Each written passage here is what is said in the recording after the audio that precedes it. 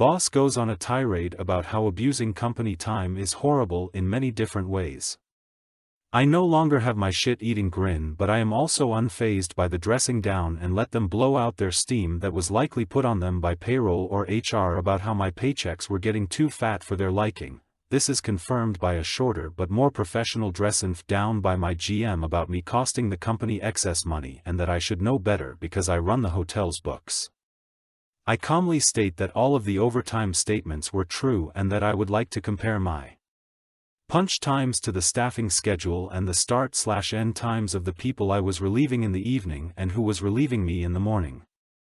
I explained to them that I was only staying on until the next crew relieved me and I had sufficient time to brief the incoming crew per the corporate policy of the hotel must be manned 24/7.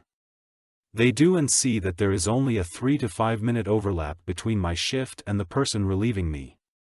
GM looks pissed and middle manager went from smug to looking like they got their hand caught in the cookie jar as their clock-ins showed usually 7-ish and sometimes even 7:30 when their start time was 6.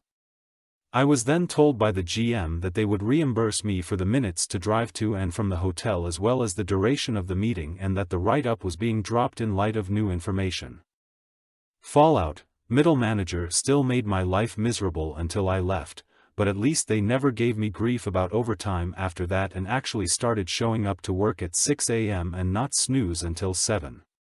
My paychecks were less, but at least I got more sleep because I was now better able to beat the morning commute at the end of my shift.